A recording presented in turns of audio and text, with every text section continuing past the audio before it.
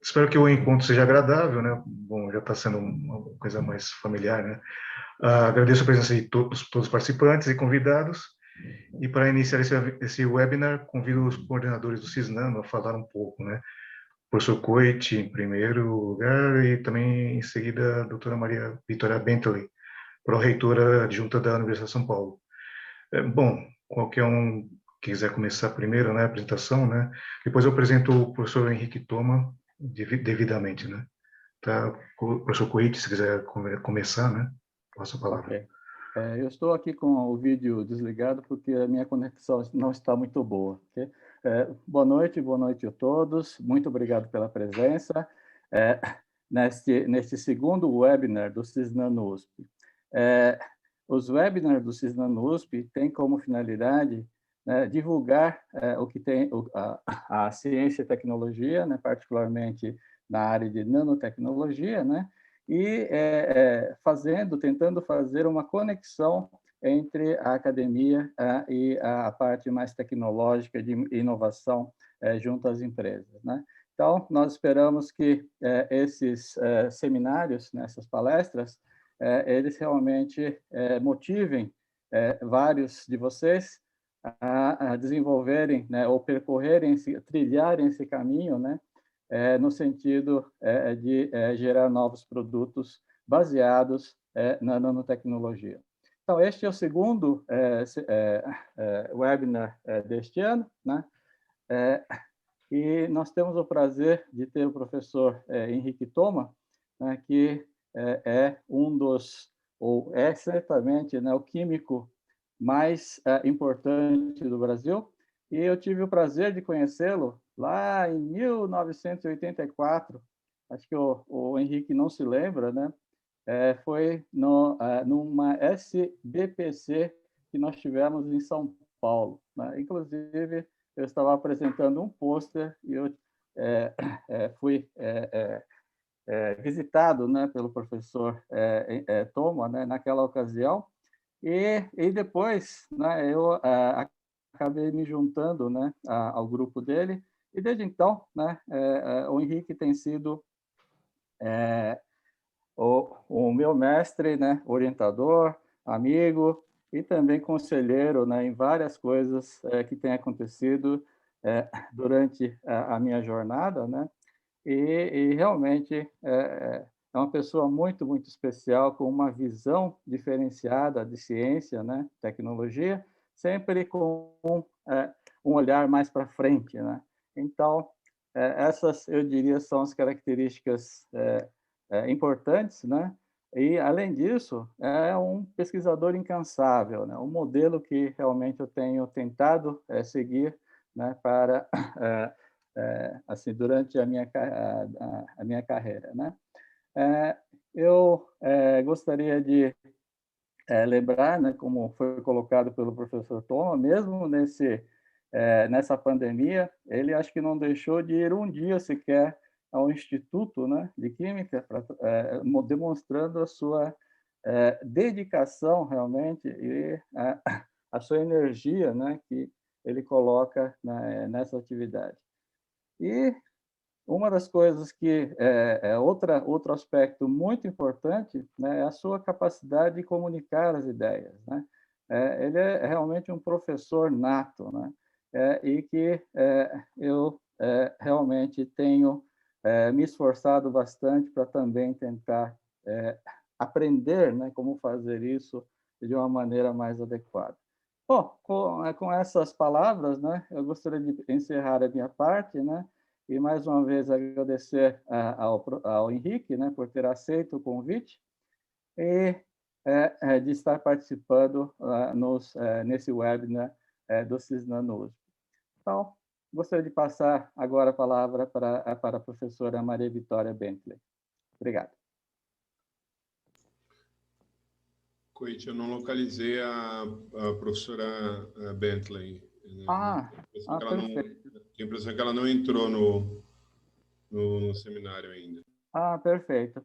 Bom, então, Makoto, então, por favor, poderia fazer a apresentação mais formal, né, por favor, e aí dar continuidade, então, a este webinar. Ok.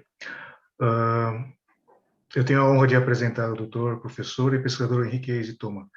Desculpa, eu só tenho uma colinha aqui, eu fiz uma colinha porque às vezes é difícil falar em público, né? Mas não muita gente conhece o Henrique como nossos alunos, amigos e colegas professores.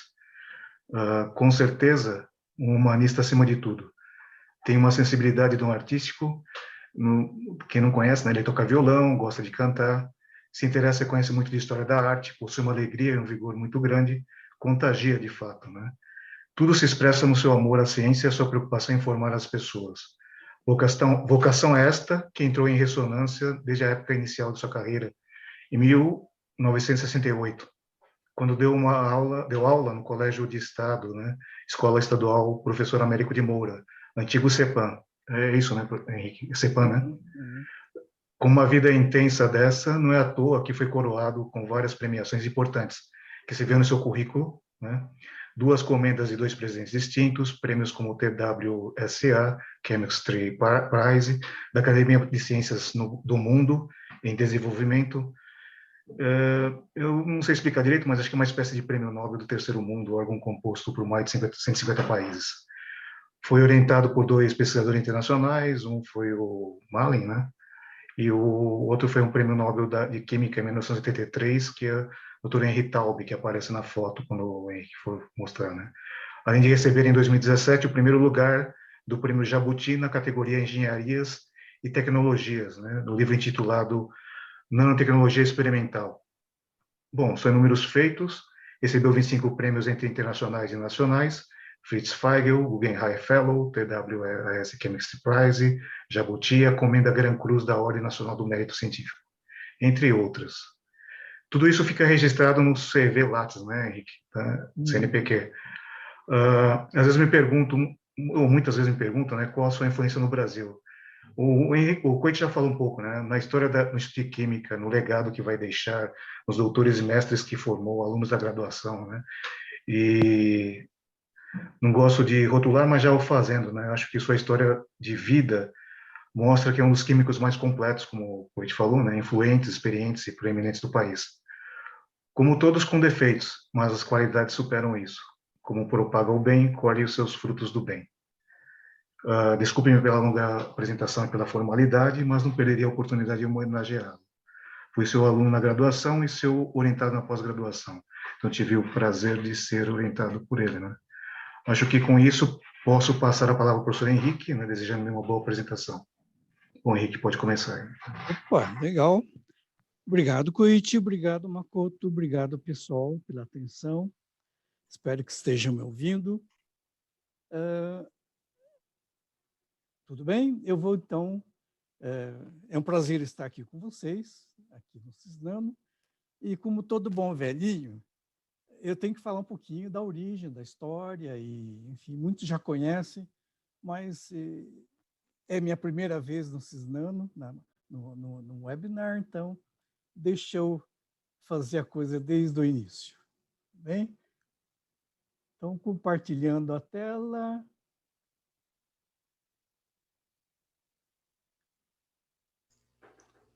Está dando para ver, Makoto? Estamos vendo, estamos vendo. Tudo bem? Está perfeita a apresentação.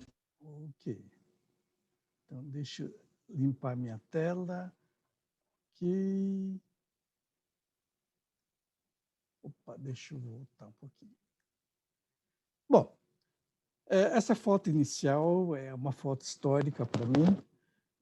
Está aqui o início do grupo, o professor Taube, o grupo, aqui está a Aninha, tem muita gente dessa geração aqui assistindo, muitas saudades, né? Mas existe uma razão para isso.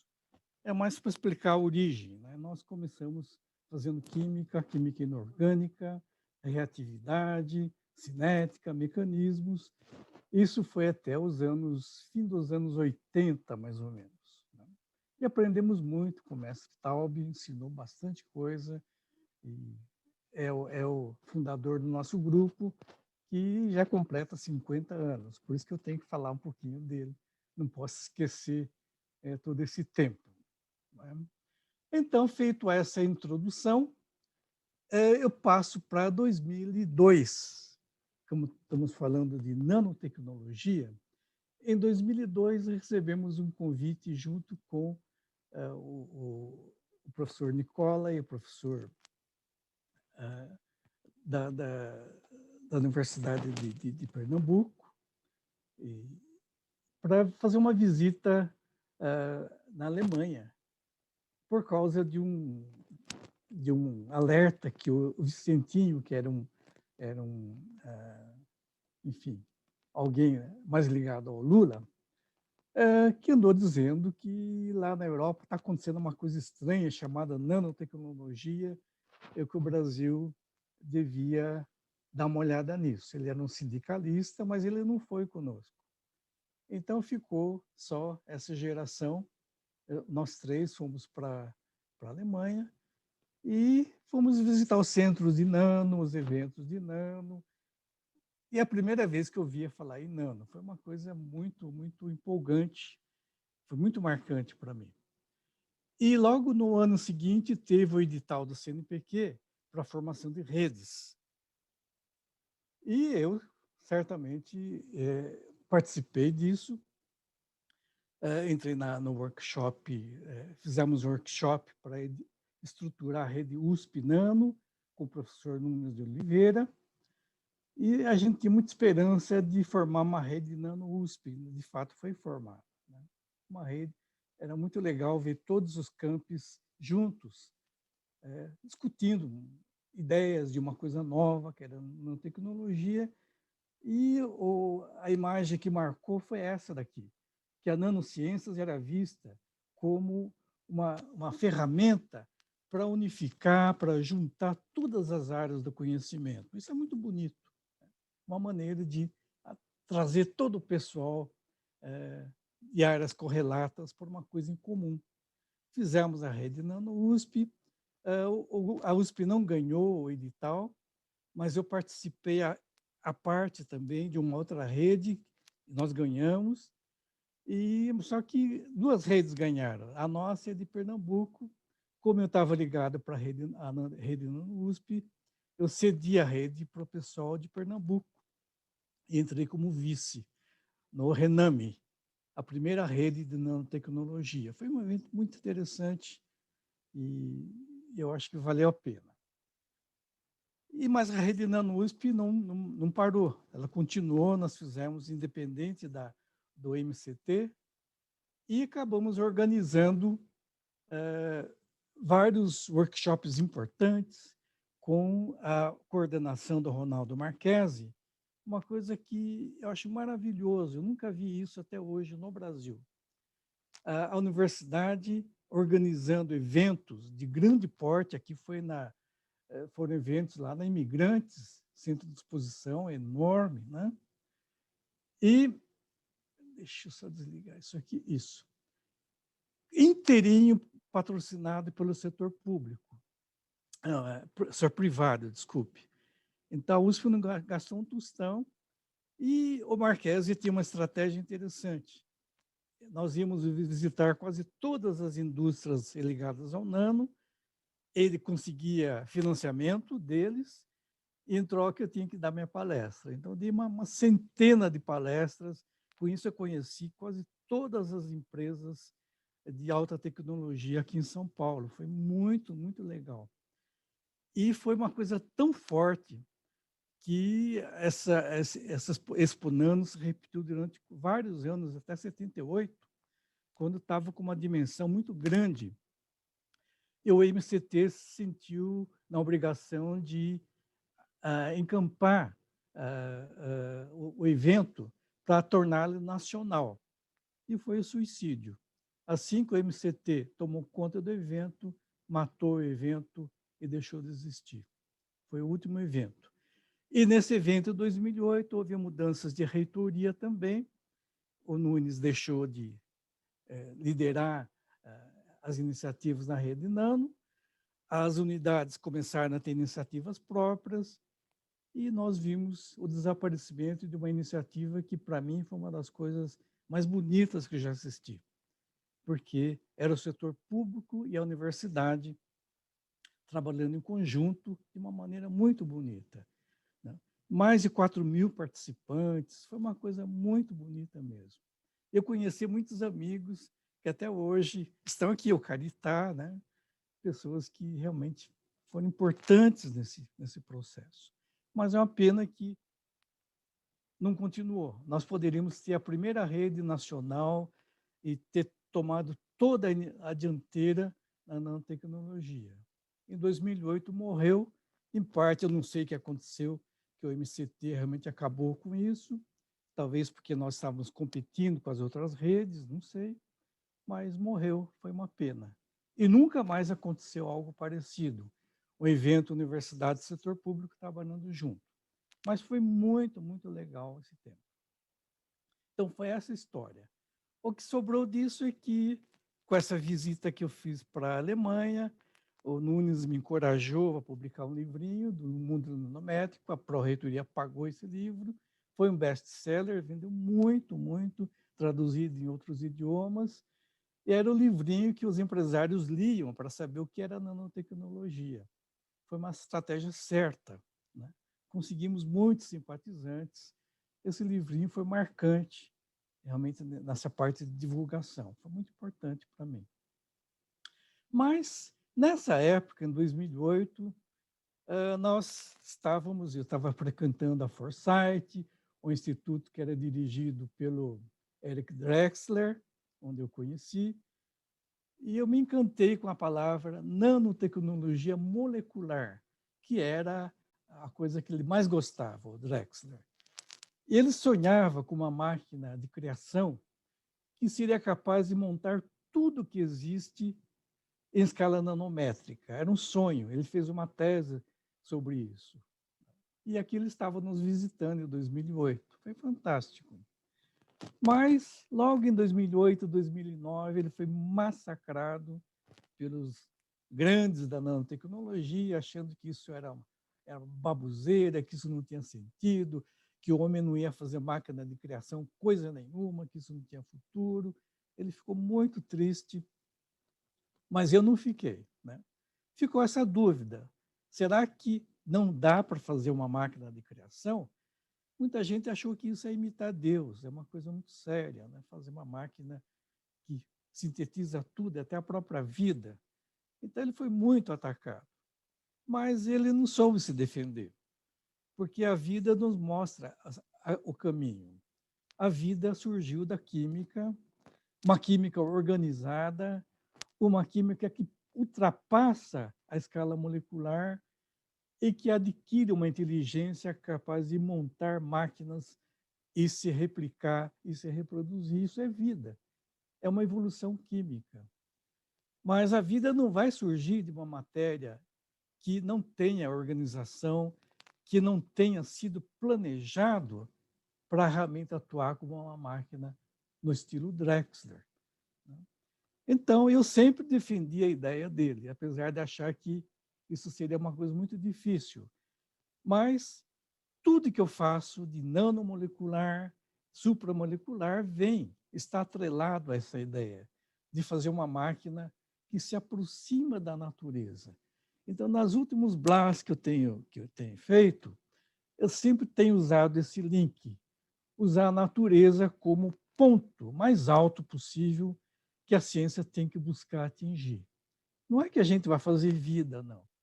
É que a natureza tem tantos bilhões de anos de evolução e a nossa química tem algumas centenas de anos, umas poucas centenas. Então, tem muito caminho para a gente aprender com a natureza.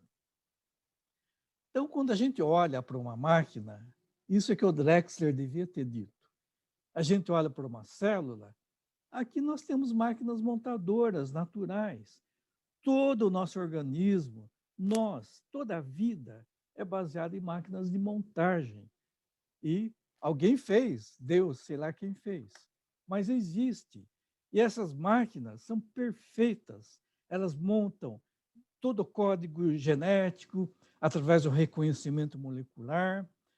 E elas, através, então, do RNA, que é duplicado aqui, ela vai por uma RNA polimerase, depois uma maquininha de síntese de peptídeos, onde os RNA de transporte transferem os aminoácidos para a síntese de proteínas. Isso aqui parece uma máquina trabalhando. É uma máquina bem no estilo Drexler mesmo. A natureza nada mais é do que um conjunto de máquinas. E não acreditar numa máquina de montagem é não acreditar na natureza, não acreditar na ciência e não acreditar na vida. Só que nós não somos capazes de fazer isso ainda. Então, qual é a nossa abordagem? Bom, se discutiu muito sobre a origem da vida.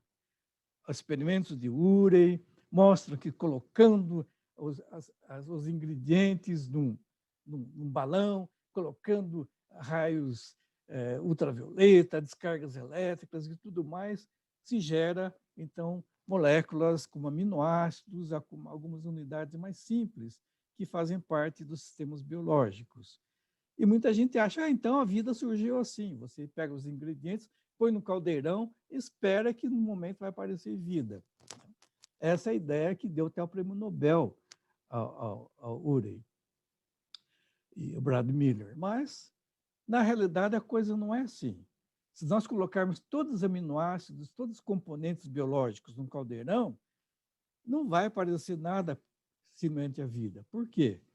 Porque a chance das moléculas se organizarem para gerar um produto específico, ordenado, é zero. A probabilidade é 10 a menos 40, é zero. É impossível fazer isso. Jamais, juntando aminoácidos, nós vamos ter algo parecido com o que nós temos no nosso organismo. O que falta? O que falta foi os conceitos de Jean-Marie Lehn, que a vida ela surgiu a partir da organização molecular. Moléculas que se interagem e transferem conhecimento, transferem interações cooperativas e executam funções muito complexas que jamais ocorreria de uma maneira casual. Então, teria que ser uma coisa organizada, né? Uma coisa que uma molécula sozinha não faz. Mas, juntando as moléculas certas, se cria condições para que elas atuem de uma maneira inteligente, além de uma molécula. E ele ganhou o Nobel por isso. No ano que ele ganhou o Nobel, nós já estávamos fazendo isso no nosso grupo, não com biomoléculas. Nós estávamos fazendo algo muito parecido com o que ele fez.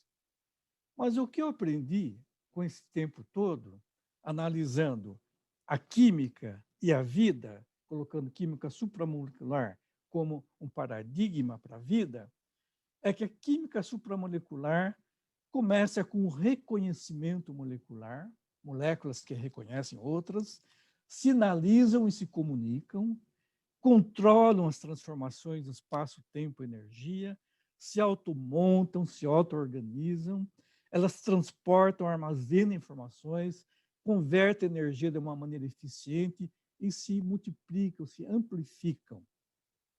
São qualidades que a gente vê nos sistemas biológicos, a gente não vê nos sistemas químicos, sem falar mal da química, porque os sistemas químicos funcionam na base estatística, colisão, um corpo batendo no outro, até que uma resulta numa colisão efetiva. O demais é perda de tempo. Sistemas biológicos não funcionam assim. As colisões são mais inteligentes, mais organizadas. E esses 7 itens que eu coletei, coisa minha, é uma maneira de ver a química supramolecular. Com base no exercício dessas 7, pode ter mais propriedades que eu não vi, né? Nós geramos moléculas que reconhecem, que sinalizam, que simplificam, que usam energia. Isso é vida, né? Então, nós criamos moléculas que parecem com aquelas moléculas que eu descrevi agora e que respondem pela vida. Não vai existir vida se nós não tivermos essas moléculas como as máquinas de DNA, as replicadoras e as outras máquinas. Não vai ter. E isso não vai ocorrer pela mera química colisional. A gente tem que dominar um outro tipo de química, que é a química supramolecular, que é muito mal entendida, que não é ensinada, que não faz parte do nosso currículo, porque as pessoas ignoram isso, infelizmente. É por isso que eu usei esse tema para provocar o pessoal.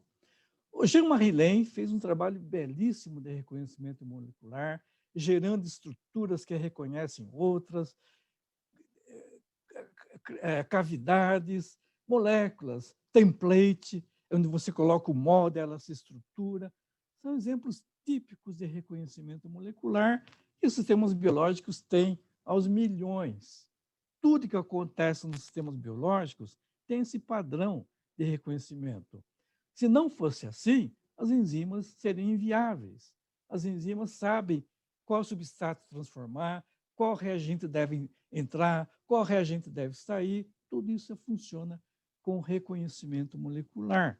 E nós não sabemos fazer isso. E não nos preocupamos em ensinar química baseada nisso. Porque ensinar química assim é falar em química supramolecular.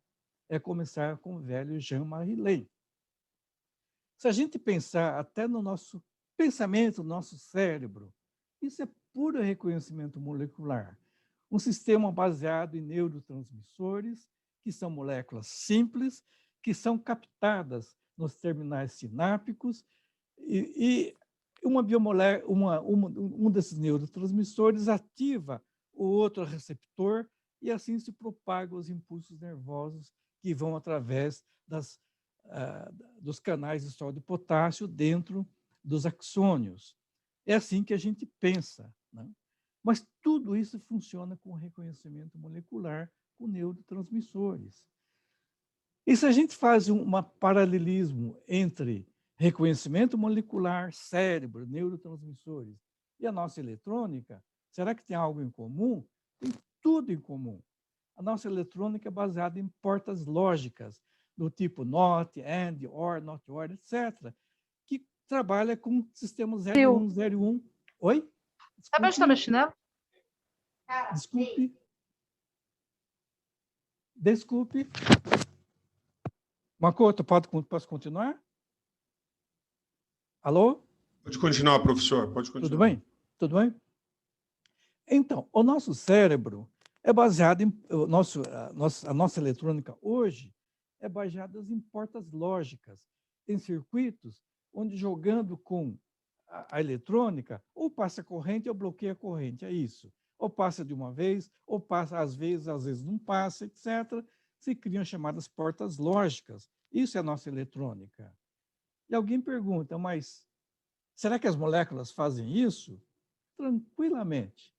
Nós podemos pegar uma série de moléculas que se comportam como portas NOT, portas AND, porta NOT AND, OR, NOT OR, etc., como se fossem componentes da eletrônica. Sistemas que trabalham com prótons, com luz ou com algum estímulo químico, exatamente como os nossos neurônios. Então, todas as portas lógicas da eletrônica hoje podem ser duplicadas, replicadas com moléculas. O que falta, então? Falta a nossa capacidade de colocar essas moléculas no lugar certo, como se fosse um cérebro, para a gente fazer eletrônica molecular. Falta isso. Porque as ferramentas lógicas nós já temos. E isso é algo fantástico. São moléculas planejadas para agir de forma inteligente. Se nós olharmos todos os nossos sensores químicos que a gente usa para fazer análise, nada mais que são portas lógicas, que reconhecem um substrato e diz, eu te vi, eu não te vi, eu te analiso, você está presente, você não está presente. Sensores são portas lógicas, só que nós não usamos essa linguagem. Na química analítica são meramente sensores. Se nós tivermos um conjunto de sensores lógicos, vai sair daí um belo computador molecular. Essa é uma questão de tempo. E que vai colocar a eletrônica atual no bolso. Porque enquanto nós gastamos quase 1 milhão de átomos para guardar um sim ou não, com uma dúzia de átomos eu faço isso. Eu reduzo a escala por 2 ou 3 ordens de grandeza. Então, eu acredito nisso. O nosso cérebro é um exemplo de que isso é verdade, né? Então, todos esses exemplos, que eu não vou detalhar, são exemplos que fazem parte, né, da eletrônica. Mas não é só questão de comunicação, questão de reconhecimento. As biomoléculas têm movimento, né? As miosinas, as quinesinas, andam sobre os filamentos da quitina, dando passos. Cada vez que entra um ATP, a cabeça muda, a cabeça vira um pé, ela vai andando. É assim que funciona qualquer movimento nosso, desde o movimento mais simples, dentro de uma célula, que transportam as biomoléculas, fazem a mitose, toda a divisão celular, são máquinas motoras. E o músculo, a célula muscular, todo movimento do músculo nada mais é do que um exercício feito por moléculas motoras. São coisas moleculares, são máquinas moleculares, reais. Bom, o homem não consegue imitar isso, quase. O Studart ganhou o Nobel colocando as suas máquinas de catenanos, que andam para cá e para lá, com pH, com luz, mostrando que é possível produzir movimento molecular. Fantástico. Criou elevadores moleculares, rotores, coisas lindas. E o Ferringar criou rodas moleculares, que jogando luz, há uma isomerização tipo cis-trans, e com essa isomerização que fica de um lado e vai para o outro lado, a molécula adquire movimento. Né? Então, esses dois ganharam o prêmio Nobel há pouco tempo, né? Há 2, 3 anos, em 2016, aliás, com máquinas motoras, mostrando que quimicamente é possível. Mas dá para fazer muito mais do que isso. Eles não usaram nada de nano, por enquanto. Fizeram moléculas puras. Tá? Se nós olhamos fotossíntese, eu não vou entrar em detalhes, são máquinas moleculares que captam luz, transferem elétrons, produzem, ativam enzimas que produzem oxigênio, produzem ATP e faz mover tudo. São máquinas moleculares colocadas dentro dos cloroplastos. Exemplo típico de máquina molecular. Então, como não acreditar que isso é possível se a natureza é baseada em máquinas moleculares? Então, eu refuto todas as críticas que fizeram ao Drexler. Ele sonhou alto e me contagiou com isso. Eu também sonhei junto com eles, pensando que um dia, pegando moléculas, a gente ia fazer máquinas moleculares. Isso em 87, nós começamos, aí entra o Coit, nós começamos a falar, vamos fazer máquinas moleculares? O Coit falou, vamos. Então, nós pegamos 4 unidades, complexo porfirina, rutenobipiridinas, porfirazinas, phthaloceninas e clusters, e elegemos moléculas fotossintéticas, catalíticas, condutoras e redox. E juntamos essas moléculas e fizemos coisas lindas, moléculas simétricas, onde a atividade central é ativada pelos periféricos, onde a luz transmite energia para o centro, onde essas moléculas se rearranjam e formam dendrímeros. Né? E essas moléculas formam sistemas que depois vão interagir com o DNA, fazer miséria. Foi uma época de ouro do nosso grupo, o Coit sofreu muito com isso, né? Mas valeu a pena. Eu acredito que o Coit acha que vai, concordo. Acredito que também valeu a pena. Nós estamos tentando chegar a máquinas moleculares a partir de moléculas e temos tudo para isso. Temos moléculas que capturam energia, que transformam energia, que passam elétrons e que armazenam elétrons. É o que a eletrônica precisa. E nós tínhamos e funcionou muito bem. Eu chamei isso, essas moléculas como se fossem Lego, elas se juntam como se fossem brinquedinhos de Lego. Estou mostrando aqui pecinhas de Lego que eu vou montando. Tá? E alguém vai dizer, mas como é que você vai montar uma máquina? Vai pegar molécula por molécula? Não. Basta pingar uma gota desses compostos, que são lindos, eles formam filmes moleculares perfeitos, uma camada molecular, e essa camada faz miséria. Ela faz fotossíntese, faz sensores, faz eletrônica, faz catálise, e o Coit que eu diga, faz tudo. Né? Foi a nossa época de ouro, sonhando com nanotecnologia molecular, o sonho de Drexler. E nós fizemos coisas lindas, pegamos essas unidades, juntamos, fazendo building blocks, montamos essas unidades, vários tipos, como vocês estão vendo aqui, até chegar a sistemas funcionais, que são esses filmes. E a gente põe uma gotinha desses filmes numa camada de TO2, e o que a gente tem? Uma célula fotoeletroquímica. E essa célula fotoeletroquímica bate luz, cria eletricidade. E aqui eu estou vendo, então, aqui, essas celinhas funcionando. Então, nós partimos de átomos e moléculas e chegamos a um produto, a uma célula solar. E aí os trabalhos do Sérgio, os trabalhos do Coit, os trabalhos do... Enfim, toda a nossa equipe foi uma farra, fizemos muita coisa. Isso há 20 anos atrás.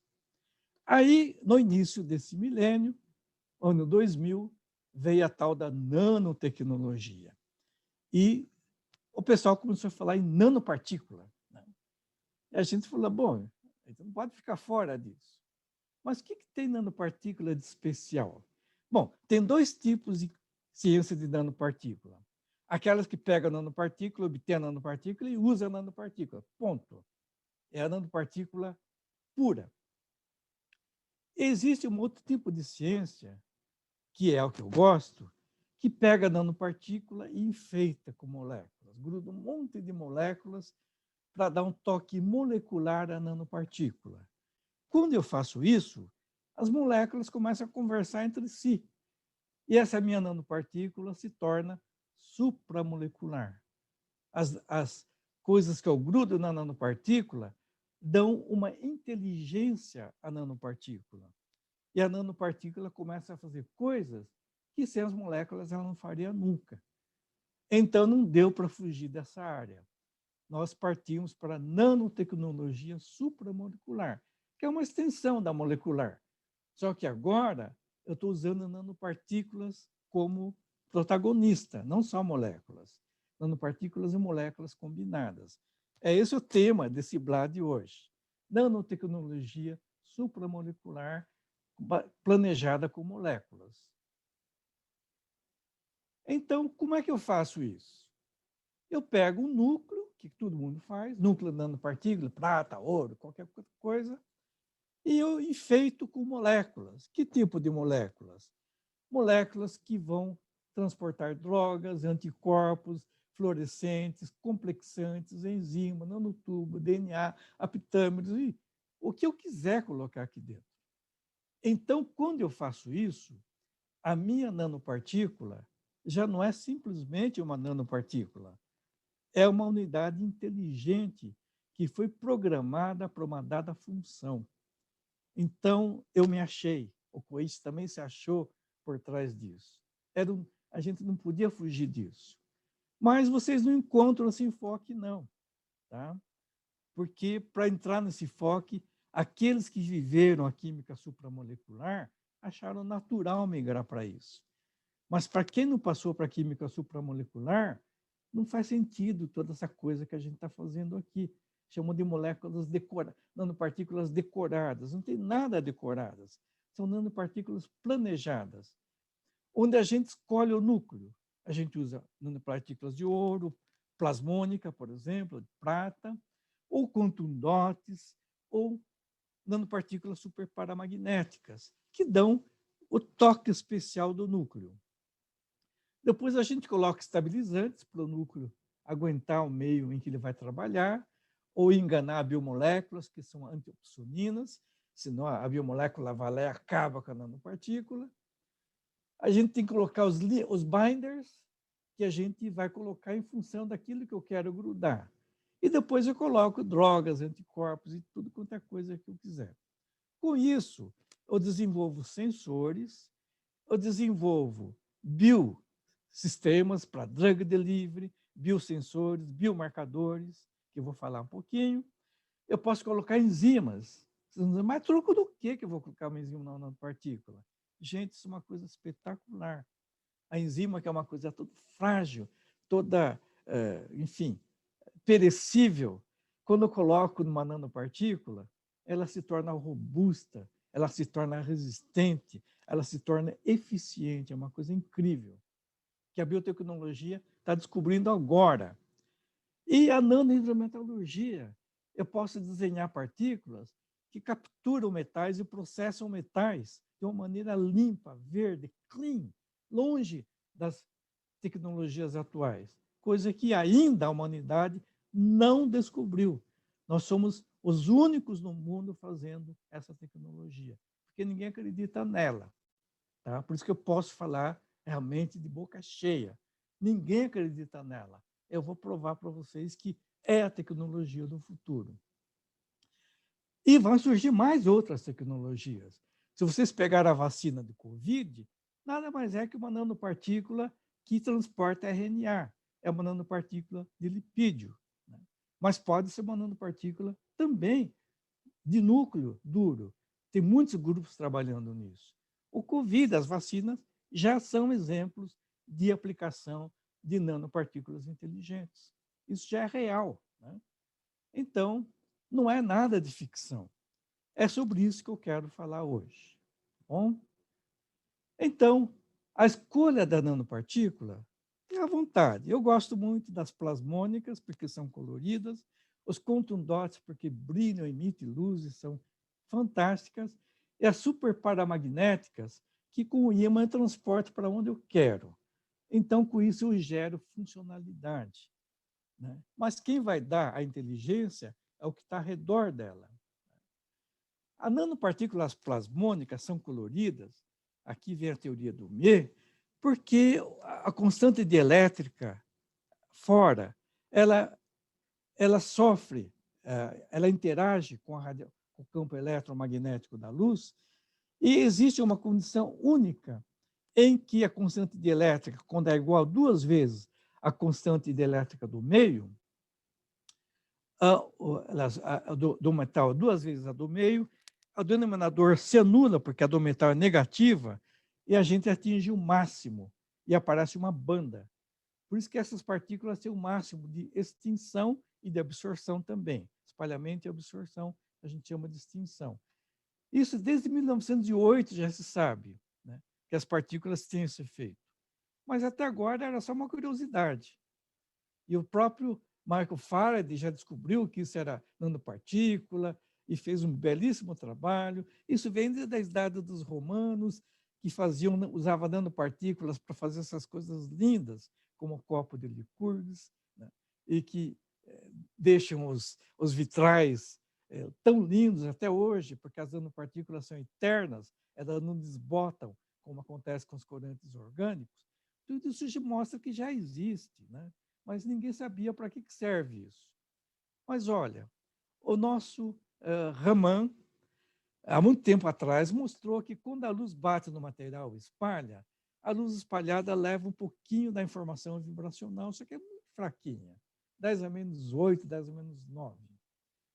Depois, quando a gente coloca um cromóforo, alguma coisa que absorve luz, a intensidade de espalhamento aumenta de 5 ordens de grandeza. Surge efeito ressonante, que moléculas coloridas espalham muito grande. Isso fez renascer o interesse pela espectroscopia Raman. Mas a coisa cresceu mais ainda, que quando coloca uma nanopartícula, a intensificação chega a 14 ordens de grandeza, ao ponto de enxergar uma única molécula. Bom, aí eu atingi o limite do que é possível na física. Através da nanopartícula, eu deteto uma molécula. É o sonho de qualquer cientista, detectar uma molécula. Isso já é possível com as nanopartículas. Por isso que as nanopartículas vieram com tudo na ciência. As nanopartículas, os elétrons oscilam com a luz. E essa oscilação cria um campo eletromagnético muito intenso que amplifica o fenômeno de espalhamento ressonante de até 14 ordens de grandeza. O que vocês estão vendo aqui é uma espectroscopia vibracional de uma única molécula. Vocês vão dizer, mas como é que eu sei que é uma única molécula? É porque ela não para, a molécula está em movimento e o espectro também fica mudando o tempo todo. É uma prova de que é uma única molécula, single molecule. Tá? Mas as nanopartículas, quando elas se encontram, elas criam um ponto quente, um hotspot, onde o campo elétrico cresce por 8 ordens de grandeza. E tudo aquilo que eu coloco no meio dos dois sofre um campo tão intenso que gera o efeito de amplificação CERS astronômico.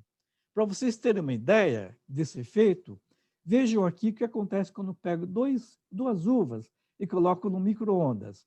Imagine que uma uva é uma nanopartícula. Eu coloco no micro-ondas. Vocês vão dizer, mas qual é o raciocínio? Esse efeito só ocorre quando o comprimento de onda da luz é da ordem do comprimento do tamanho da nanopartícula.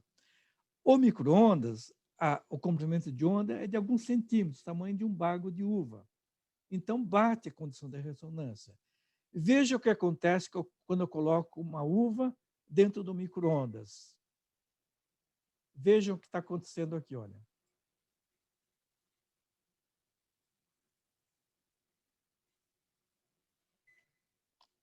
Isso é inacreditável. Imaginar que pega fogo entre dois bagos de uva colocados no micro-ondas. É a mesma coisa que acontece na nanopartícula. A radiação que excita as nanopartículas cria um campo tão intenso aqui dentro que a molécula experimenta esse campo e dá um espalhamento Raman extremamente forte. Isso chega à detecção de uma única molécula. Desculpa.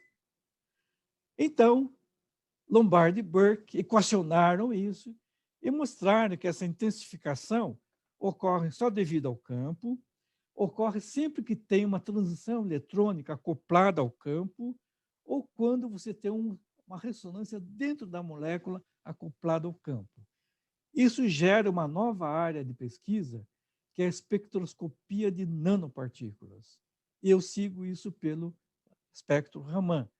E se chama de SERS, porque é Surface Enhanced Raman Spectra, espectro Raman intensificado por superfície. Com isso, eu sei a interação molécula-nanopartícula, eu sei trabalhar com essa informação e, com base nesse trabalho, então, eu começo a fazer miséria. Né?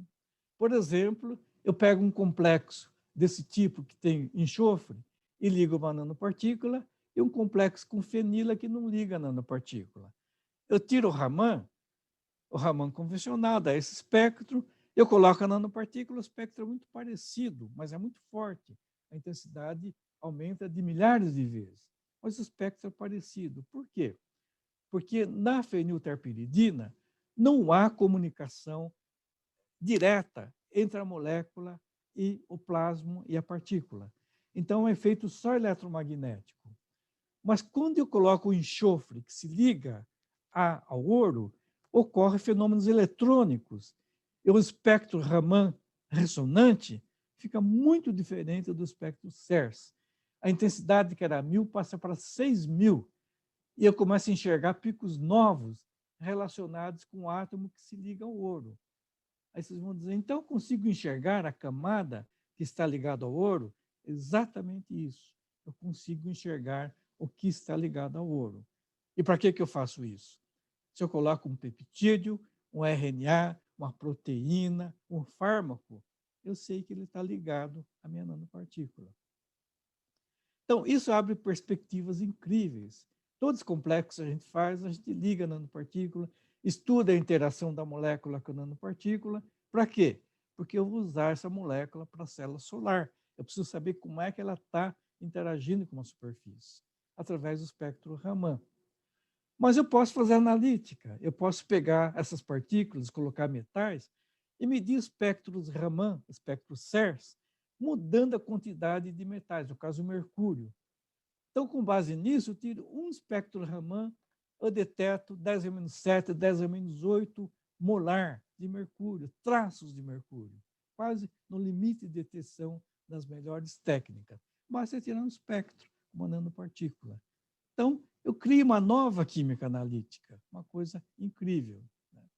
Eu posso fazer, em vez de usar nanopartículas de ouro, usar quantum dots, que são defeitos quânticos.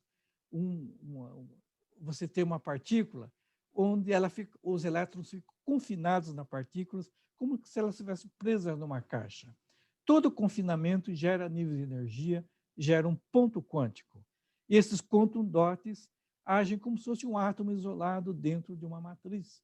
Elas emitem, absorvem, fazem miséria. e brilham mais do que qualquer coisa. E brilham tanto que os melhores monitores, os melhores televisores, os mais caros hoje, são de quantum dots. Só perdem para as moléculas emissores, que são as moléculas que emitem, né, enfim, no caso dos molecular dots. Mas os quantum dots estão muito próximos disso, e são ótimos, é a última novidade nos monitores. Okay? São coisas que a gente tem feito, e além, eu estou falando das nanopartículas, falei do ouro, falei dos quantum dots, e agora partículas magnéticas. O que elas são de diferente? É que elas são super paramagnéticas. Elas se magnetizam, se orientam com tanta força num campo, que elas são atraídas fortemente ao ímã. E quando eu tiro o ímã, some esse efeito. Elas simplesmente perdem o magnetismo. Isso é importante porque a gente quer ligar e desligar a nanopartícula. Eu não quero uma partícula que fique sempre magnética. Eu quero uma partícula que eu ligo, ela atrai. Eu desligo, ela solta. É isso que eu quero. Né? Então, com todas essas ferramentas de nanopartículas, a gente desenvolve essas supramoléculas para colocar nas nanopartículas, para fazer sensores, e sensores com portas lógicas, para fazer eletrônica. E o Koichi perdeu muito tempo da vida, perdeu não, ele investiu muito tempo da vida dele desenvolvendo esses belíssimos sensores moleculares, que para mim são imbatíveis até hoje, e que servem de portas lógicas. A futura eletrônica molecular vai ser baseada em coisas desse tipo. Você põe uma gotinha num circuito e ela vai fazer eletrônica. Pode anotar. Tá? Nós fizemos um monte de sensores, fizemos produtos, apresentamos patentes, analisamos alimentos, sulfetos, vinho. O Koichi fez miséria com isso. Foram coisas lindas, numa era puramente molecular. Mas a era foi evoluindo, logo entraram as nanopartículas. Nanopartículas começaram agora com o efeito de aglomeração, mudando de cor, sendo usados em análise clínica, e essa mudança de cor, de aglomeração de partículas feita enzimaticamente, permite amplificar a detecção do fator PSA da próstata, o P24, né? Da AIDS, o P24 da próstata, e com base nisso, então, se melhorou muito a detecção biomédica usando nanopartículas. Mas aqui é só mudança de cor. Se usassem CERS, ia muito além desse limite que eles fizeram. Né? Mas o que se tem feito agora? Colocar a nanopartícula de olho, colocar um marcador para saber onde ela está, e colocar aqui anticorpos. Os anticorpos que acompanham a nanopartícula, elas são injetadas, elas vão na célula tumoral, reconhecem os antígenos, se grudam, e com o microscópio Raman, eu faço o espectro do marcador, que é a estrelinha, e eu sei que a nanopartícula está lá e que lá é um tumor. Então, eu faço diagnóstico e, jogando um laser, eu queimo a célula, mato a célula, eu faço terapia. Então, é teranóstica, terapia diagnóstico. Isso já não é novidade nenhuma, já é conhecido há muito tempo, há décadas. Né? Mas, até hoje, deixa a gente encantado de ver o que dá para fazer com nanopartículas. Tá? Se dá para fazer com Covid, com AIDS, certamente que dá. Nós teríamos que ter esses anticorpos e pessoas trabalhando com essa tecnologia. Tem vários grupos fazendo isso, inclusive nós. Tá? Isso tem futuro, sim. Mas, além dessa marcação, tem os trabalhos industriais. Por exemplo, vocês olham para uma peça desse tipo, parece perfeita. Aí veio o Fernando, veio o Bruno, que acabou de defender a tese, inventaram as nanopartículas magnéticas com quantum dots, com agentes fluorescentes, e pinga em cima do material, aplica um campo, vocês vão ver todas as trincas aqui dentro do material. Vocês pegam um cartão magnético, pinga uma gotinha, vocês veem todas as linhas magnéticas. Você quebra toda a senha do cartão, se vocês quiserem. Tá? Nós não vamos fazer isso, nós estamos querendo fazer a detecção de fraturas. Isso, então, é um trabalho que o Fernando desenvolve com a Metal Check, que financia esses dois pós-docs, né? Produtos industriais com nanopartículas magnéticas funcionalizadas com agentes fluorescentes ou com agentes com quantum dots, produtos comerciais. Então, é uma aplicação, né? Máquinas motores são coisas incríveis, coisas que eu já mencionei para vocês. Aí vem alguém, mas por que você não coloca, então, uma magnética e você provoca o movimento magneticamente? Já fizemos isso. Colocamos desde quantum dots até nanopartículas e eu consigo interagir com as máquinas motores aplicando campo. Dá para fazer isso, sim, né? Produzir movimento induzidos magneticamente. Eu posso pegar essas nanopartículas magnéticas e grudar em enzima. Qual é a vantagem? Aumento a estabilidade, aumento a eficiência, aumento tudo. A enzima fica 1 bilhão de vezes melhor. E a maior vantagem é que eu venho com campo e recupero a enzima, que é caríssima. Então, só tem coisas boas. Esse review tem alto índice de citação.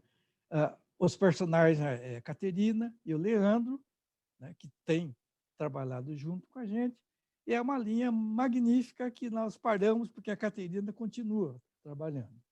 Então, ela aprendeu a imobilizar a enzima, colocando em aminoácidos, glutaraldeído, PTS, agarose, todas as maneiras de grudar enzimas. Usamos técnicas de EDC, NHS, para acoplar enzimas, e até afinidade, biotima, avidina, tudo que era possível fazer para grudar enzimas, nós fizemos, para desenvolver métodos de grudar biomoléculas magnéticas. Hoje, isso é fundamental, é essencial para vacinas. É isso que as vacinas do futuro vão usar, vacinas dirigidas com campo magnético. Aqui você pode pôr um RNA e transportar isso dentro de um organismo, de uma célula, dentro de um lugar que você quer realmente lidar. Isso é uma coisa completamente nova. Ninguém pensou em usar magnética para isso. Se usa muito ouro, plasmônica. Mas nesse trabalho da Caterina, o objetivo era fazer catálise enzimática para transformar CO2 em metanol. Ela usou 3 sistemas, formato desidrogenase, formaldeído desidrogenase, álcool desidrogenase, em etapas, cada um fazendo o seu papel, o CO2 vira metanol, e depois é regenerado enzimaticamente. Foi um trabalho importante para aprender a trabalhar com enzimas. Ela estudou um por um, fez uma belíssima tese, estudando a enzima, a cinética enzimática, e repetindo tudo de novo com a nanopartícula e comparando a cinética enzimática pura e a cinética enzimática com a nanopartícula. Eu posso jurar para vocês, a cinética com nanopartícula é 1 milhão de vezes melhor que a livre, tanto em eficiência, resistência e afinidade e tudo mais. É só coisa boa. E a enzima fica mais resistente. E o ponto bom é o recupero. Então, ela fez todo o estudo de catálise enzimática duplicado, livre e com nanopartícula, com a formato desidrogenase, formaldeído desidrogenase, citoativos, inibição, recuperação, um trabalho completo com as 3 enzimas. E resolveu as 3. Feito isso, ela colocou tudo junto para ver se funciona junto. Funciona. Nós podemos fazer uma cascata enzimática como ocorre no sistema biológico para produzir CO2. O conceito foi provado, a eficiência não foi maravilhosa, mas depois disso ela se doutorou, foi para São Carlos e a linha morreu. Mas é um trabalho que publicamos, é lindo esse trabalho. Fizemos a mesma abordagem para síntese de biodiesel, imobilizando lipases, transformando óleo de soja em biodiesel. Funciona bonitinho, né? Pegamos nanopartículas magnéticas, grudamos quantum dots e, com o ímã, nós puxamos a nanopartícula para o eletrodo, concentramos a nanopartícula e fizemos catálise enzimática do melhor estilo, com todo o material dentro do eletrodo, com uma linguetinha, né? Trabalho do Tiago, belíssimo trabalho, tá? Que melhora a eficiência analítica, porque o que existe hoje, o pessoal põe na lingueta, põe em solução, ele pega aquilo que passa pela lingueta. Quando eu pego partícula magnética, toda a enzima está concentrada na lingueta. Então, eu tenho efeito de pré-concentração que aumenta astronomicamente a intensidade. E é só tirar uma enzima, o ímã, e a partícula volta. Né? Essa catálise é o projeto que o Tiago continua desenvolvendo. Trabalho muito bonito. E o tema que eu gosto muito, é o tema do futuro, de estratégica dos elementos. Como recuperar os elementos. A tabela periódica não é eterna. Esses elementos em verdinho não causam preocupação. Mas todos os demais elementos coloridos, um dia alguém vai ter que parar e falar, precisamos economizar, precisamos pensar no futuro, porque sem esses elementos não vai ter energia solar, não vai ter energia eólica, não vai ter bateria, não vai ter eletrônica, não vai ter nada, tá? Porque os metais fazem parte de tudo. Eletrônica não existe sem metais. Energia solar, eólica, baterias, não existe. Os metais estão aqui. E esses são os metais que vão decidir o futuro. De tal maneira que nós vamos ficar dependentes de quem tem esses metais, como cobalto, como lítio, que é fundamental para a bateria, como terras raras, que é fundamental para os ímãs, e coisas desse tipo. Mas que tem de ver isso com esse blá? É porque a obtenção de metais hoje é feita pela pirometalurgia, que é poluente, leva um produto impuro, que dá um trabalho enorme de purificar e polui toda a atmosfera com gás carbônico e tudo mais, e gera montanhas de rejeitos, além de degradar totalmente o meio ambiente. A hidrometalurgia é um pouquinho mais light, mais green, ela lixivia os minérios, pega num tanque, coloca um complexante, um agente de extração, vai para os reatores de extração, faz a eletrólise, separa, até obter o metal puro. O pessoal acha mais bonito isso porque não tem CO2, trabalha a temperatura ambiente, e é um procedimento aparentemente mais limpo, embora seja muito químico. A extração, complexação, processamento. Nada contra.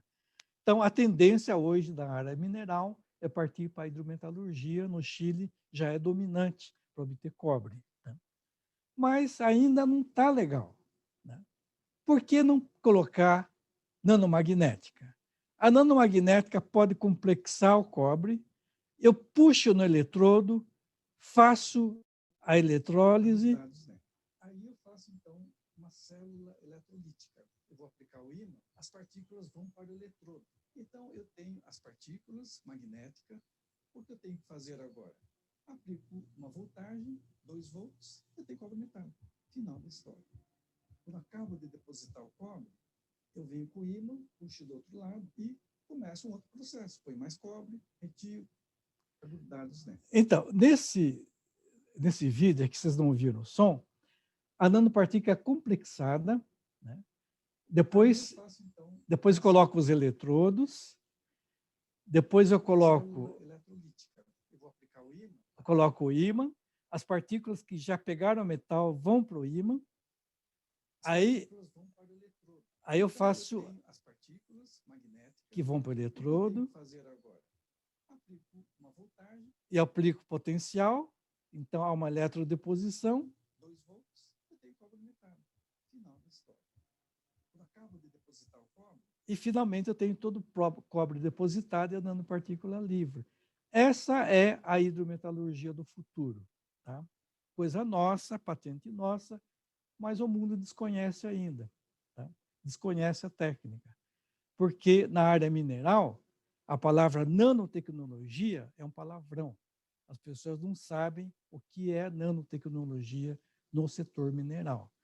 Tanto é que na última conferência de separação de terras raras e exploração mineral, nós somos totalmente ignorados porque o pessoal prefere trabalhar com processos convencionais, que nem é hidro, né?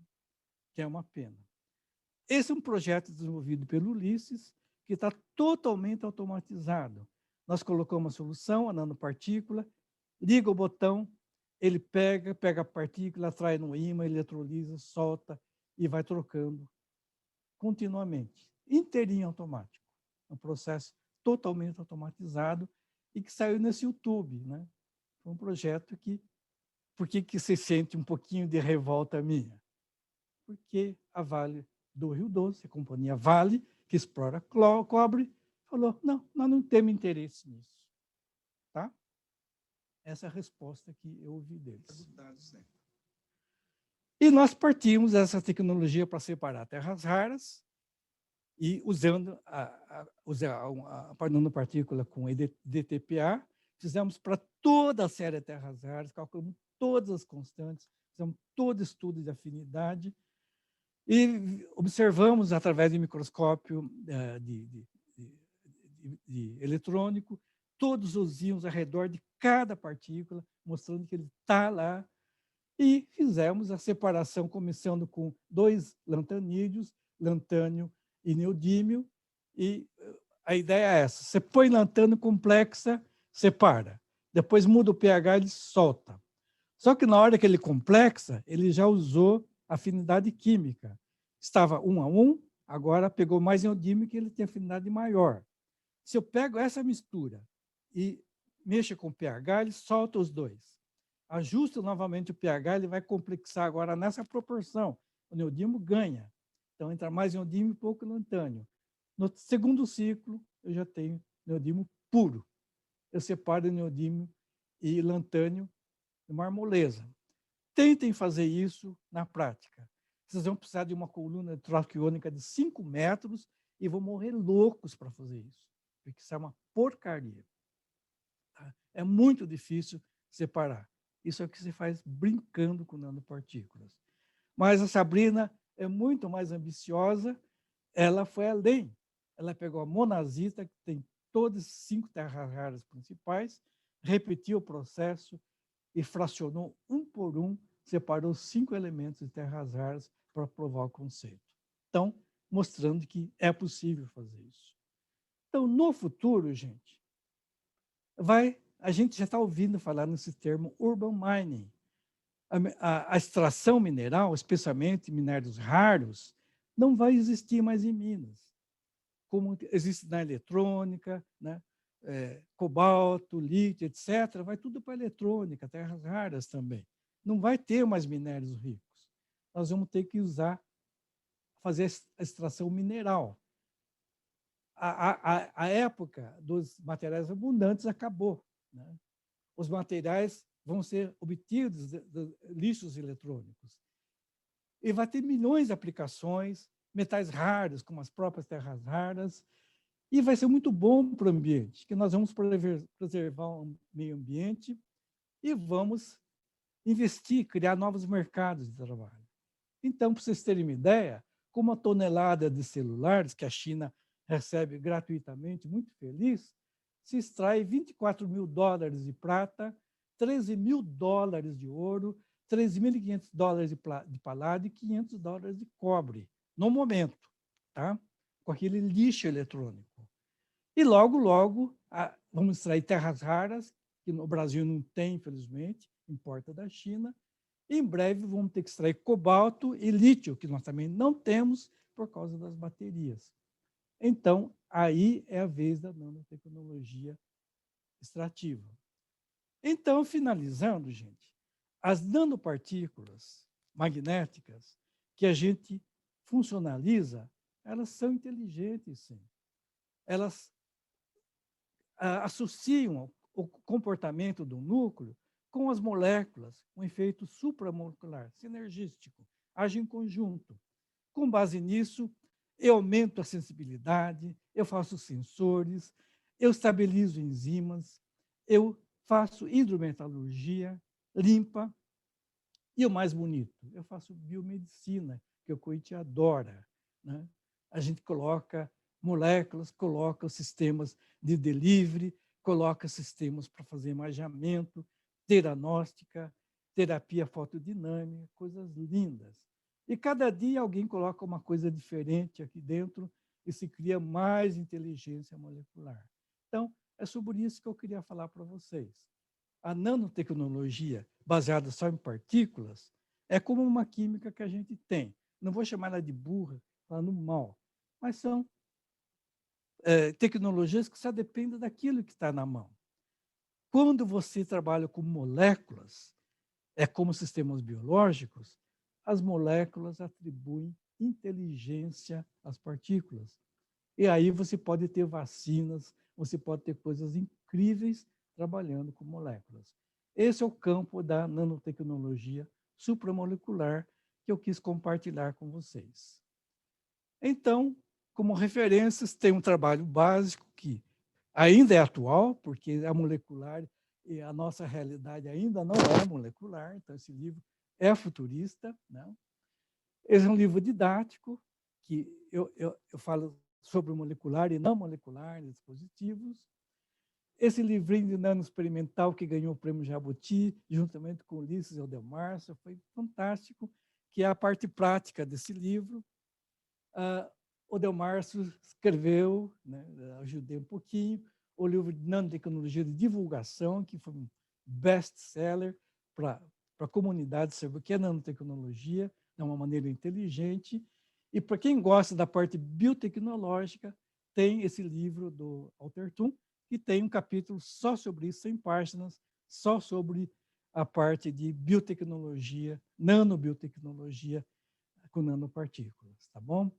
Eu encerro agora, acho que eu falei demais, agradeço imensamente a atenção de vocês, estou totalmente aberto a perguntas, agradeço a todos pela atenção dispensada. Makoto, você assume.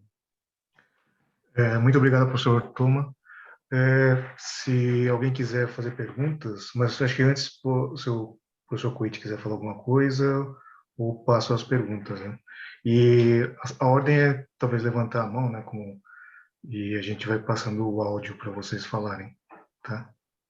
Dá para ouvir? Tudo bem? Eu estou ouvindo bem. Henrique, Oi, Coit. muito obrigado por essa magnífica aula, né? Realmente... Oi? Oi, estou ouvindo. Alô? Só não estou te vendo, mas eu estou te ouvindo. Então, eu estou com um problema aqui de rede mesmo, por isso que eu estou com o vídeo desligado, né?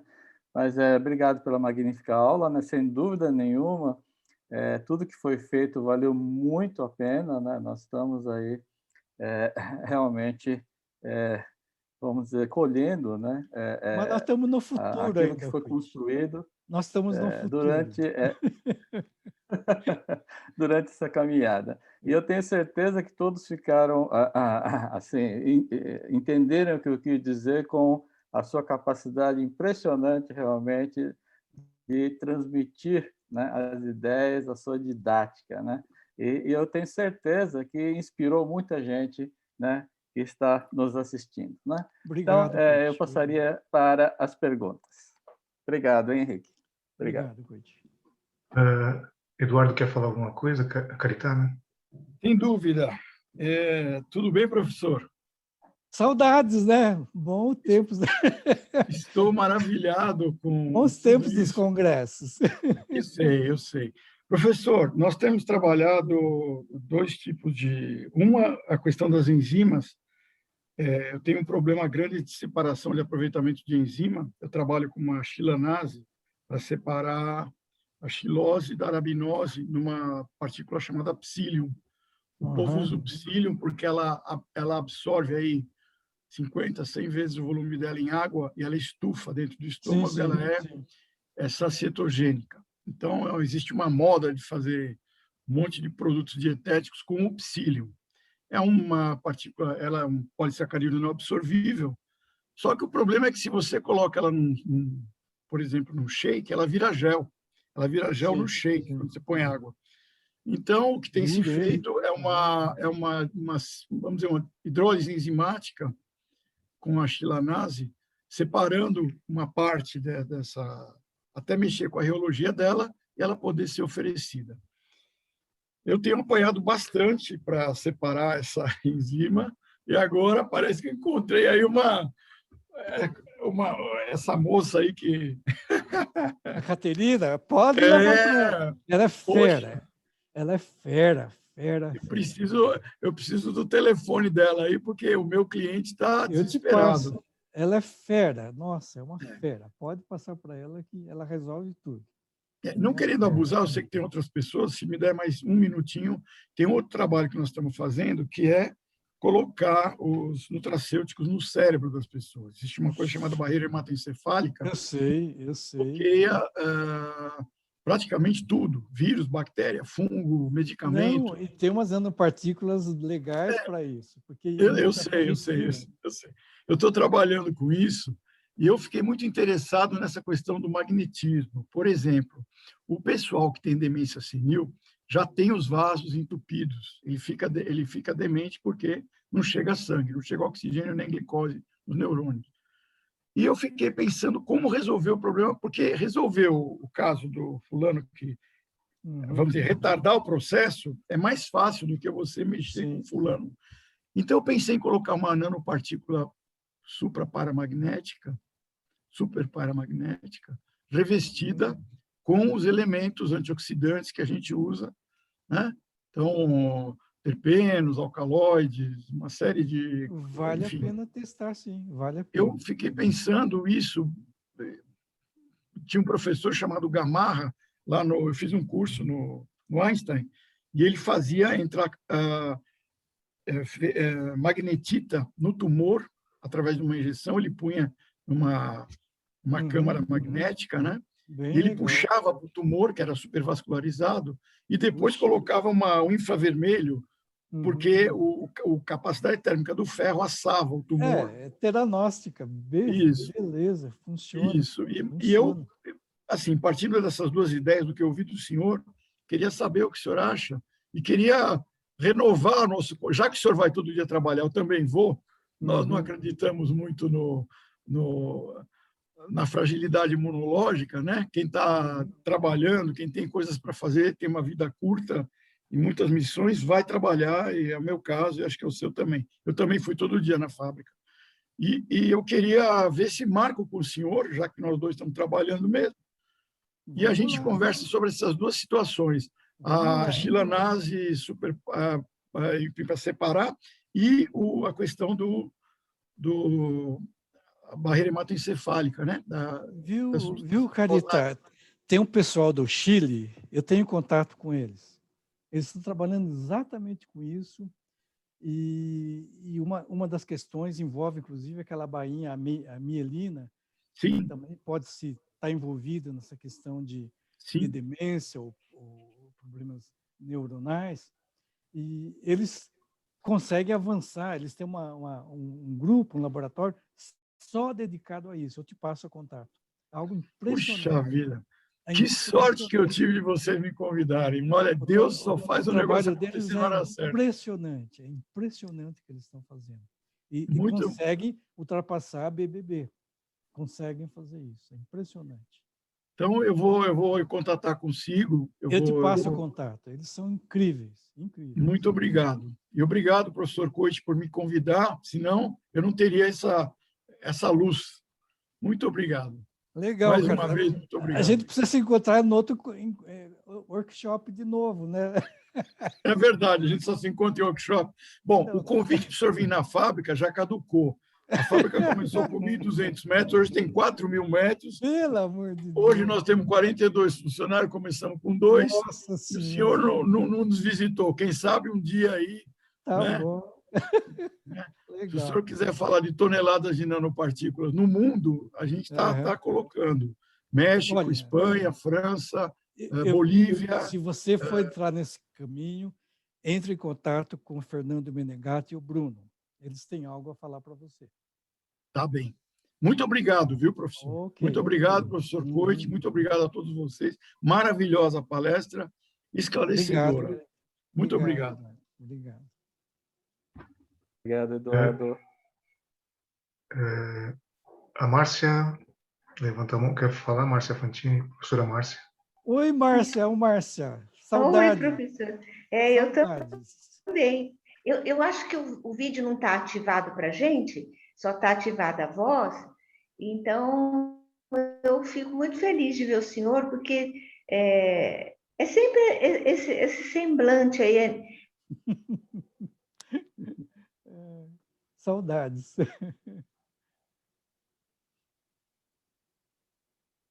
Alô? Oi, Márcia? Acho que eu... Você cortou a Márcia. Ela caiu. Não, acho que ela caiu. Não sei. Voltei. Voltou. Não, acho que Agora sei. Márcia.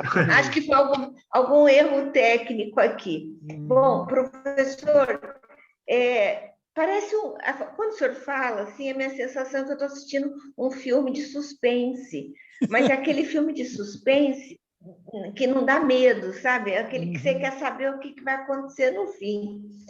E eu adorei essa palestra, eu não tinha ideia da magnitude desse trabalho que vocês fazem e da amplitude, né, de aplicações. E eu fiquei curiosa com relação a essa eletrônica molecular, né? É possível guardar essa informação, quer dizer, transferir a informação, eu acho que eu entendi. Mas como é que faz para armazenar nessa eletrônica molecular? Você tem que achar um novo tipo de circuitaria. O que eles estão fazendo é muito engradados, isso não é legal. É necessário bolar um novo tipo de distribuição de circuitaria, mais parecido com a estatística neuronal, algo mais complicado, né? Mas o pessoal não está investindo nisso porque a eletrônica avançou tanto, né? E a eletrônica molecular, os grandes cabeças, que eram os grandes teóricos, inclusive, deixaram de atuar, infelizmente. Mas logo a eletrônica atual vai chegar no limite, que já está chegando aos 10 nanômetros. E aí vai entrar a eletrônica molecular, com certeza. E tudo isso vai nascer tudo de novo e alguém vai começar a planejar circuitos moleculares. Vai ser algo parecido com o nosso neurônio, coisa de louco.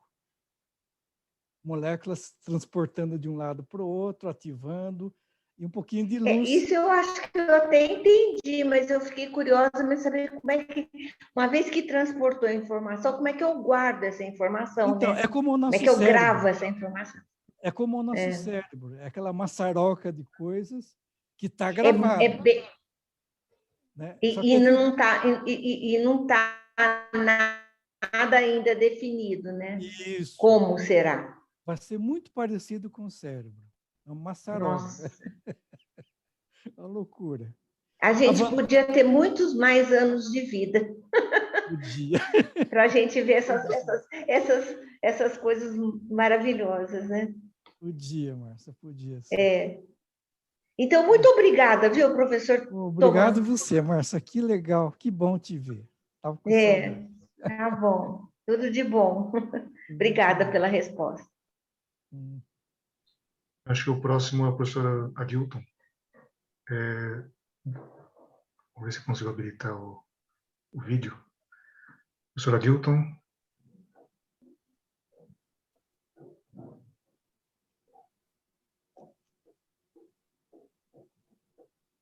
Alô, você está me ouvindo? Alô, oi, Adilton, tudo bom? Estou ouvindo perfeitamente.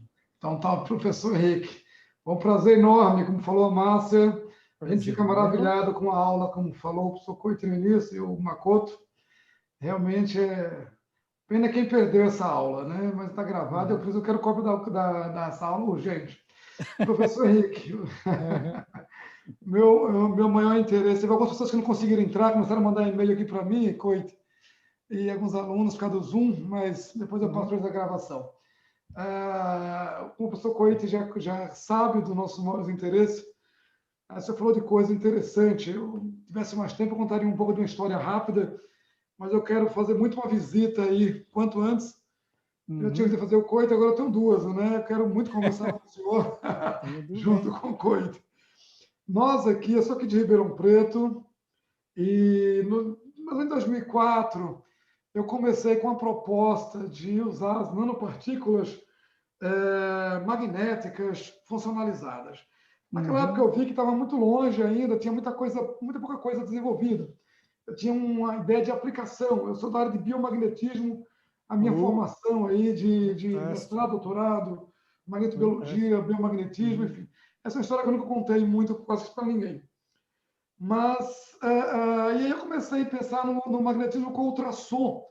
E eu percebi que se uma nanopartícula magnética está imersa no meio, ela foi entregue por alguma afinidade, marcada com tudo isso que você comentou aí, toda essas esses links aí de interesse, Uhum. afinidade, de conexão, eu poderia vibrá-las no meio, para Uhum. aquecer o meio e detectá-las por microvibrações. Bom, Uma boa ideia, é uma boa é uma ideia. boa ideia, mas né, não tinha máquinas, aí estava começando, fui para o exterior, e eu terminei indo para um lado da elastografia e retomei isso em 2008. Uhum. Temos até algumas patentes sobre isso. Uhum. E hoje nós fazemos isso. Além de fazer estudo como se fosse reometria interna do corpo humano, por técnicas magnéticas, ultrassônicas, que nós conseguimos hoje fazer que da Bacana. teranóstica. A gente marca o meio com nanopartícula, Bacana. joga um campo Bacana. magnético, vibra, e a gente detecta a microvibração por ultrassom. Uhum. Bacana. Muito E legal. também detectamos por ótica. Temos duas técnicas molecular, que é a magnética e a ótica. A ótica é chamada de fotoacústica, Uhum. onde a Sim, gente marca o meio com luz e detecta por ultrassom. Nesse caso, elas sim. não vibram, apenas ela emite pelo efeito Sim. fotoelástico.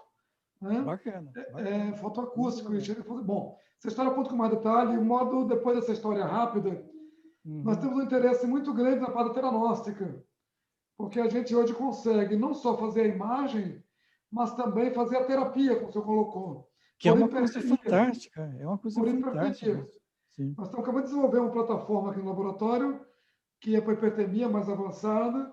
E aí tem um detalhe, professor, que eu acho que só nós, por enquanto, fazemos. A gente consegue fazer a imagem por ultrassom da temperatura interna, com precisão Puxa de vida. 0,1 grau. Acho que é a única técnica que mede a temperatura interna, porque você pega uma técnica óptica, você mede externo, mas Sim, interno. sim, sim. E, Sim, bom, entendi. dito isso, temos um interesse gigantesco nessas nanopartículas para teranóstica, usando núcleo magnético. Ponto. Oh, legal. Esse é isso que eu queria comentar. Fiquei encantado com sua aula. Temos um interesse muito grande e estamos começando a aplicar agora, entrar na parte de testes clínicos. Se tiver alguma partícula, algum projeto de um aluno que tem interesse nessa parte biológica, lembra de nós aqui em Ribeirão Preto. Sem E falta. estamos à Sem disposição. falta. Tá? Sem Muito falta. obrigado pela. Aí eu tenho uma pergunta para finalizar. Eu fiz uns testes aqui essa semana, me aconteceu um resultado que está me deixando um pouco ainda encanado. Se eu fazer uma pergunta, é possível gerar uma molécula dentro da todo o seu conhecimento macromolecular e supermolécula, gerar uma molécula que ela não fosse simétrica, ela tivesse, por exemplo, um núcleo de supermagnética, um núcleo magnético, e tivesse outros, como ouro, prata, mas ela fosse assimétrica. Por quê? Porque se eu aplicar um campo magnético oscilante com uma frequência bem conhecida e tudo mais, eu aplicaria uma perturbação mecânica intensificada Sim. pelo efeito de torque. Entendi. Essa é a ideia. É possível fazer isso? Gerar essa molécula? Eu nunca vi ninguém fazer isso, mas deve ser possível sim, não vejo por que não. Teria que Eu estou trabalhar um pouco. preliminares que eu estou com essa hipótese, eu acho que é isso que está acontecendo. Mas eu queria fazer agora desminuiçares e do mais profundo. Realmente fazer algo conhecida, sintetizada, e depois falar, eu sei o que eu tenho na minha mão, e eu sei a resposta física do problema. Então, o que dá para fazer é colocar nanopartícula magnética, grudar alguma partícula ou metal na superfície com agentes específicos. Aí, então, vai ficar uma coisa mais diferenciada. E, a partir daí, você estimular um dos dois, a partícula ou o metal, transferindo energia ou coisa do tipo, para gerar algum torque, alguma coisa assim. É algo para pensar, não é impossível, não, mas tem que ser pensado. Perfeito. Bom, Não é é tão isso. Porque se eu fácil. gero torque, eu amplifico o movimento. Eu Não saio de é, uma ordem aí, aumento 2 você gera ordens. uma molecular, uma máquina molecular, fantástico. É porque eu estou pensando, tudo aqui eu penso em máquina. Eu sou físico, Sim. eu penso em engenharia e eu apaixonado pela química. Você Então, pode fazer uma máquina molecular. eu estou pensando nas máquinas, nos nanorobôs, exatamente. Você falou em Adoro máquina, isso. achei fantástico. Parabéns. Coite, muitíssimo obrigado por essa palestra convidada aí, que foi realmente um marco aí para nosso entendimento aqui nesse universo do nano. Muitíssimo obrigado, professor. Voltarei a entrar em contato aí junto com o Coite. Obrigado. Opa, vamos lá. É, Tem mais alguma pergunta, Makoto? Tem mais alguém? tem um comentário. tem mais gente, mas tem um comentário do Gregoire, o Greg, né, que o professor Greg, que ele queria que eu posso ler rapidinho? Por favor. Tá. Ele fala assim: Henrique, meus parabéns pela apresentação, como sempre, foi cativante. Só para constar, eu acredito muito na hidrometalurgia, especialmente para metais rarefeitos, acho que eles, bom, e reciclagem, etc. É genial e viável, mas minha pergunta gira em torno de dimensões. Enquanto a abordagem top-down está chegando ao nanômetro, a supramolecular bottom-up e a nanotecnologia ainda estão presos à escala 10 a menos 9, 10 a menos 8, como faremos para chegar à escala micro, 10 a menos 6, que permitirá transdução, desculpa, e controle de processos moleculares. Parece que é um gap dimensional ou não? Qual o caminho para as interfaces moleculares?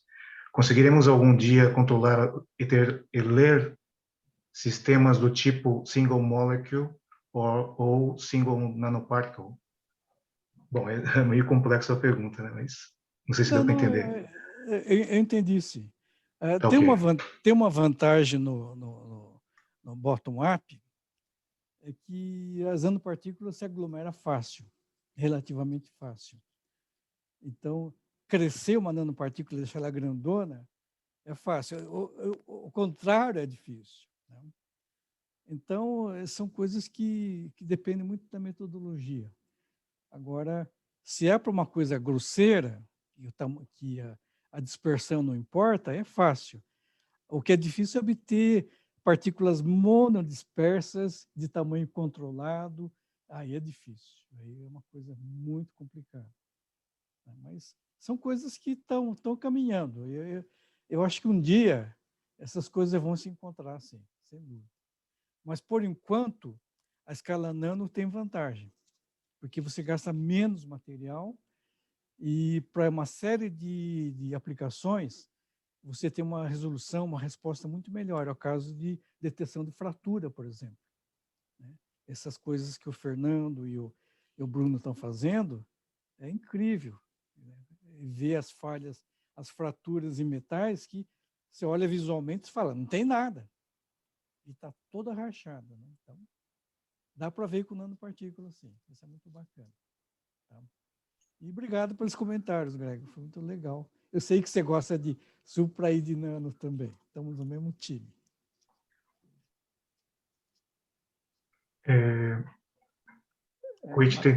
Tem tempo ainda ou vamos encerrando? Não, acho que já estamos a quase 1h40, né? Acho melhor nós encerrarmos por aqui e agradecendo a todos, né? E se houver perguntas, né?